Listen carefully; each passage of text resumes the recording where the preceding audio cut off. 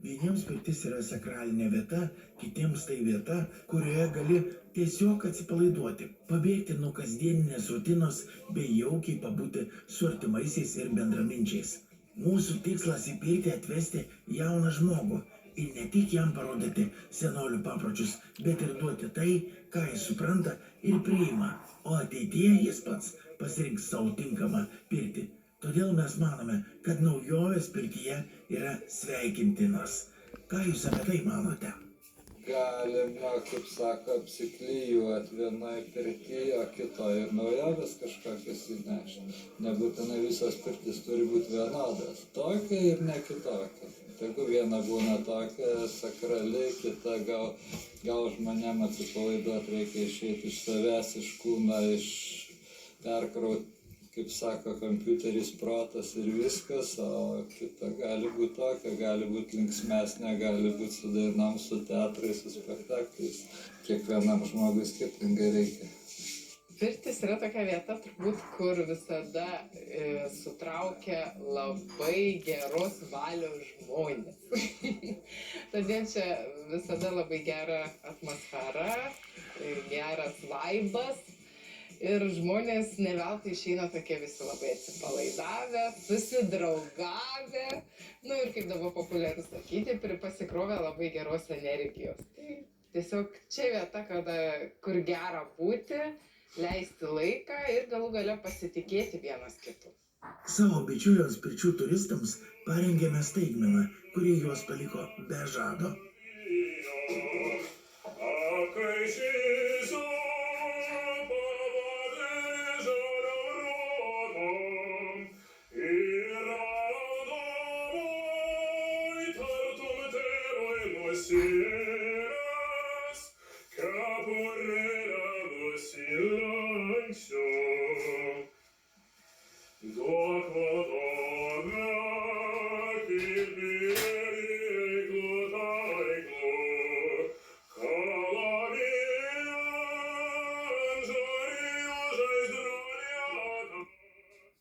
Jūs klausote Kornelijų Bružą, Lietuvos muzikos ir teatro akademijos studentą, klasikinio dainavimo puoselėtoją, laimėjusi pirmą vietą tarptautinėme konkurse.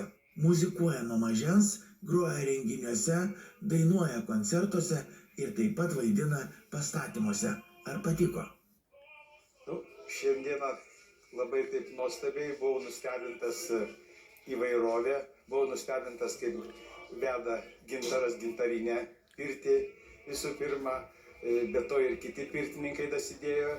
Labiausia tai nustebino dainavimas, kuris prasidėjo mums sėdint prie pirtyje ir išgirdome ir paskui atėjo ir tai yra nuostabu, tos naujovės, skaitau, labai yra gerai, pagyvina pirtį, paįvairina, todėl kad paprastai nusibosta tas pats per tą patį, kažką tai neprigalvosi, bet kada ateina tokios naujovės, labai malonu, kad daugiausia viskas ir išeina iš vantos lapo. Pasiūlymai ir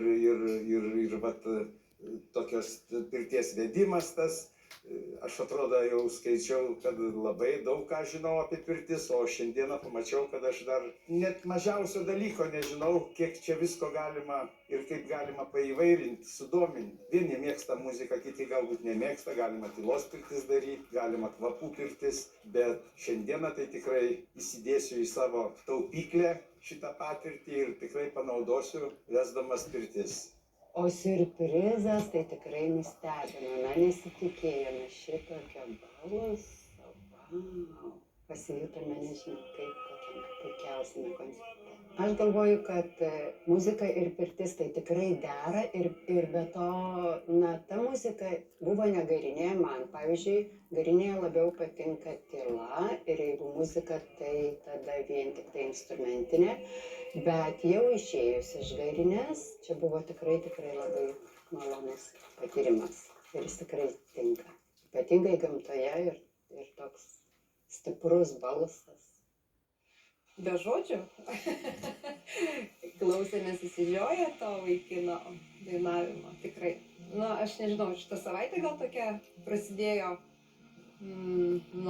džiazo festivalio atidarymo, o čia operinis balsas, iš viso labai smagu ir miela. Nu, kaip ir visiems.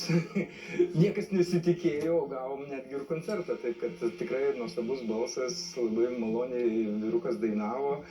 Aš manau, kad mūsų kompanija čia tai tikrai visiems buvo staigmena. Pirtis tokia vieta, kad tas ir balsas skambėjimas, jis kitaip skamba, akustika kitokia toj pirty. Ir kai dainuoja taip, tai yra super. O po tokios karštos pirtelės pats laikas į vandenuką iššokti atsivesim. Nuostabi pirtis, švelnus